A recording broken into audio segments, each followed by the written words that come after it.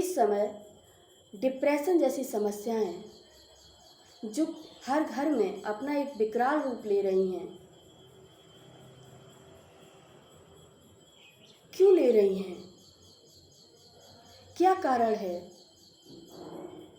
यहाँ तक कि बच्चे जो कभी तनाव का नाम तक नहीं जानते थे, वो भी आज डिप्रेशन में जा रहे। वो भी कहते मैं बहुत परेशान हूँ, मुझे तंग मत करो अब ज़्यादा। ऐसे हालात बने हुए हैं समाज के। बच्चे, युवा, बुजुर्ग सब डिप्रेशन में हैं।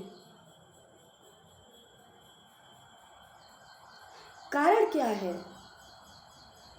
कोई खास कारण नहीं। अभी आज ही मेरे पास एक किसी बहन की समस्या आई थी। पेशे से टीचर है और टीचर होने के बावजूद भी वो अपने बच्चों के भविष्य के लिए चिंतित हैं। उनका कहना था कि उनके पास सैलरी तो है लेकिन ज़मीन नहीं है, जबकि उनके हस्बैंड दोनों ही टीचर। तो ज़मीन ना होने के कारण मुझे चिंता रहती है कि हमारे बच्चे फ्यूचर में क्या करेंगे। आज हमारी सैलरी है, कल नहीं भी होगी। अब आप बताइए कि वर्तमान को छोड़ के भविष्य की चिंता की जा रही है। जो आज है उससे खुश नहीं, कल क्या होने वाला है, क्या होगा, उसकी चिंता है।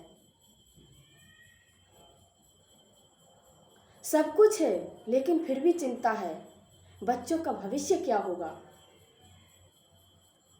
और उस बच्चों के भविष्य के लिए आज से ही दुखी, परेशान, चिंतित, जिसकी वजह थी नींद की गोलियां लेना।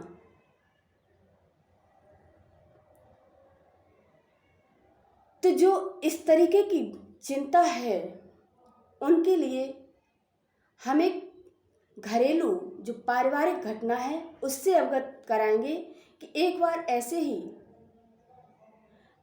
पेशे से टीचर एक व्यक्ति एक काउंसलर के पास जाता है। काउंसलर के पास जाकर वो अपनी समस्या बताते हुए कहता है कि मेरे पास सब कुछ है, एक छोटा सा घर है, बच्चे हैं, पत्नी है, सब कुछ है, लेकिन हम फिर भी पता नहीं क्यों तनाव में जा रहे हैं। तो काउंसलर ने पूछा, क्यों आप तनाव में जा रहे हैं? तो उस व्यक्ति ने कहा कि मेरे पास कोई पैतृक संपत्ति नहीं है, जिसकी वजह से मैं अपने बच्चों के भविष्य के लिए चिंतित रहता हूँ और मुझे पता नहीं चला उसी चिंता ने कब तनाव का रूप ले लिया और मुझे गोलियां लेनी पड़ गईं। काउंसलर ने कहा, अच्छा ठीक है, मेरे पास एक उपाय है आपकी चिंता दूर करने का। बोले क्या? कहा कि आप जहाँ से आपने जिस स्कूल से 10th क्लास पास किया है उस स्कूल में जाकर आप अपने 10th क्लास के जो क्लासमेट्स हैं उनके बारे में पता कीजिए कि वो आजकल कहाँ हैं। कहा, ये तो आपने बहुत बड़ी बात कह दी है, कैसे हम स्कूल में कितना पुराना रजिस्टर खुलवाएंगे, उसके बाद वहाँ हम कैसे उन लोगों के बारे में पता करेंगे। तो काउंसलर ने कहा, यदि आप अपनी समस्या से निजात पाना चाहते हैं तो आपको इतना करना ही पड़ेगा।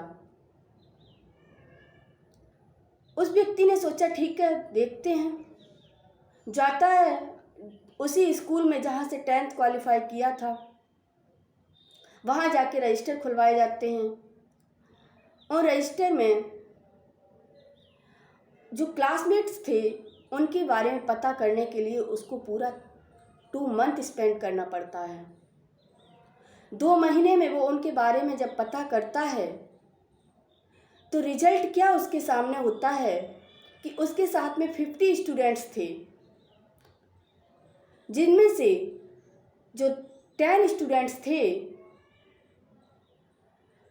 वो उनमें से 5 किसी बीमारी से परेशान थे, जिसमें किसी को शुगर था, किसी को हार्ट अटैक की समस्या थी। इस तरीके की 5 समस्याग्रस्त थे और 5 उनमें से ऐसे थे जिनकी पत्नी उन्हें छोड़कर जा चुकी थी, दूसरी शादी की, तो उस पत्नी से बहुत अधिक परेशान थे। अब 10 स्टूडेंट्स वो थे जिनमें से 5 का एक्सीडेंट होने से हाथ पैर टूट चुके थे, लेकिन वो फिर भी जिंदगी जी रहे थे। और 5 वो थे जो अपनी घर की समस्याओं से बहुत बुरी तरह से परेशान थे। अपनी पत्नी से, बच्चों से घर में हमेशा कलह कलेश, उन्हें यहाँ तक कि भोजन तक समय से नहीं मिलता था। और 10 स्टूडेंट्स, उनमें से 5 वो थे जो मजदूर थे, काम करते थे दिन रात, और उसके बावजूद आकर समय से शाम को भोजन करके रात को चैन की नींद सोते और सुबह उठकर फिर काम पर लग जाते। और 5 वो थे जो एक नॉर्मली अपनी ज़िंदगी जी रहे थे और अपने आप में ही खुश थे, उनका कोई दूसरा लक्ष्य ही नहीं था। और 10 स्टूडेंट्स में वो शामिल थे जो जॉब भी कर रहे थे, उसके बावजूद भी उनमें से 5 ने अपनी मर्जी की शादी करने के बावजूद अपने घर से दूर रहने की कोशिश की। और वहाँ उन्होंने जो शादी की थी, वो पत्नी भी उन्हें छोड़ करके जा चुकी थी। अब घर से भी दूर थे, पत्नी से भी दूर थे। और 5 वो थे जो जिंदगी और मौत की लड़ाई लड़ रहे थे। और 10 स्टूडेंट्स वो थे जिनमें से 5 इस दुनिया से जा चुके थे। किसी हादसे में उनका एक्सीडेंट हो गया और वो दुनिया ही छोड़कर चले गए। और 5 जिनमें से 3 बहुत ज़्यादा अमीर हाई लेवल पे थे और 2 बहुत अधिक गरीब थे। जो अमीर थे वो खुश नहीं थे अपनी ज़िंदगी से, क्योंकि उनके जो बच्चे थे, वो जो पत्नी थी, वो उन्हें बहुत तंग करती थी। बच्चे 2 इधर ड्रिंक किए हुए घूम रहे, 2 उधर घूम रहे, पत्नी का कोई ठिकाना नहीं, आज यहाँ कल वहाँ, इस तरीके के थे। और जो 2 बहुत अधिक गरीब थे, जब उनकी स्थिति को जानने की कोशिश की तो उन्होंने कहा कि हम पैसे से ज़रूर गरीब हैं, लेकिन दिल से बहुत अमीर हैं, इसलिए हम खुश रहते हैं, अपनी ही ज़िंदगी में मस्त हैं। कम से कम हमें उन अमीरों की तरह घटिया ज़िंदगी तो नहीं जीनी पड़ रही है। अब 51 में जो स्टूडेंट्स थे, वो स्वयं वो व्यक्ति ही था। जब उसने ये सब देखा तो काउंसलर के पास जाता है। काउंसलर पूछता है कि आपकी समस्या का हल मिला? बोले हाँ मिला। कहा आपकी चिंता जो है, आपका तनाव है, कितना % कम हुआ? बोला पूरा कम हो गया। तो काउंसलर ने पूछा कैसे कम हुआ? बोले कि जितने भी मेरे साथी थे वो आज किसी न किसी बात से परेशान हैं। ये सब देख कर के मैं आज खुश हूँ कि मेरे पास सिर्फ ज़मीन नहीं है, सैलरी है,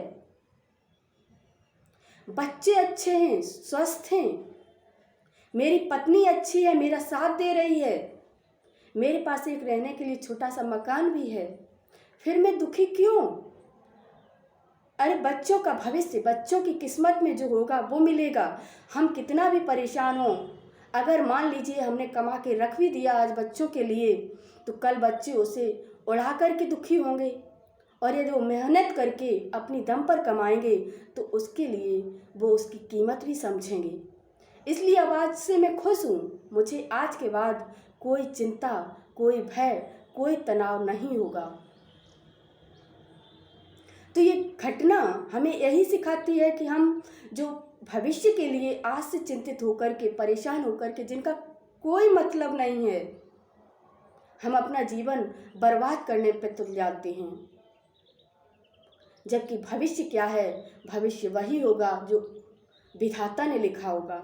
हमारे कुछ करने या न करने से कुछ नहीं होने वाला। तो आपके पास भी एक ऐसी ही चिंता है, तो आप भी अपने क्लासमेट्स को देख लीजिए, अपने पड़ोसियों को देख लीजिए, और सबसे बड़ी बात, आप उनको देखिए जो फुटपाथ पर मेहनत करने के बाद खाना खा के सोते हैं। आप तो अपने घर में एक छत के नीचे आराम से सो रहे हैं, फिर भी आप तनाव में हैं, और जो फुटपाथ पर सो रहे हैं वो आज भी खुश हैं। हम दुखी तब होते हैं, हम परेशान तब होते हैं जब हम अपने से ऊपर वाले को देखते हैं कि वो कहाँ पहुँच गया है, उसने कितना पैसा कमा लिया और हम कितना पीछे रह गए। जिस दिन हम ये सोचना शुरू कर देंगे कि हमारे नीचे वाले कितने हमसे परेशान हैं, जो निम्न स्तर के लोग ज़िंदगी जी रहे हैं वो कैसे जी रहे हैं, यदि हम उनको देखना शुरू कर देंगे तो हम अपने जीवन में कभी भी चिंतित, दुखी और परेशान नहीं होंगे। इसलिए आज से आप अपने आप को देखिए कि आप कैसे हैं, किस स्थिति में जी रहे हैं, उसमें रहते हुए अपने आप में संतुष्ट रहिए और अपने कर्तव्य पथ पर हमेशा अडिग बने रहिए।